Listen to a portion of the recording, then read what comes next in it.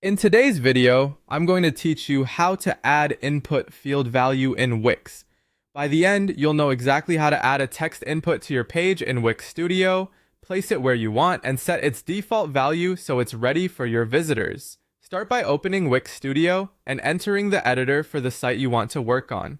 Once the editor loads, click Edit Site so you're inside the canvas where you can make changes to your pages. On the left side of the screen, look for the main toolbar. This is where you add elements to your site and manage what appears on each page. Open the Add menu by clicking the plus sign. This reveals a list of elements you can place on your page. From here, choose Input. This section contains all the user input elements like text boxes, drop-downs, and more.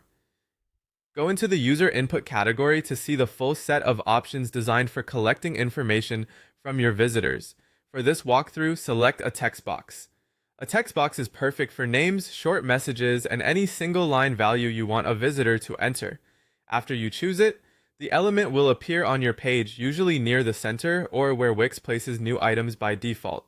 If you prefer a cleaner view while arranging things, close the Add panel so you have more space to work on the canvas. Drag the text box to the exact spot you want on the page, and use the handles to resize it so it fits your design. With the text box selected, open its Settings or Properties panel.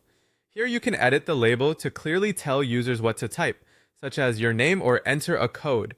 Update the placeholder text to give a helpful hint inside the field, like type here. To pre-fill the field, set a default value. This is useful when you want the box to start with a known value that users can adjust, or when you need to demonstrate a format. If the information is mandatory, toggle required so visitors must fill it out before submitting a form. You can also set a character limit if you want to control the length of the input and adjust the design to match your site's styles by customizing fonts, borders, and colors.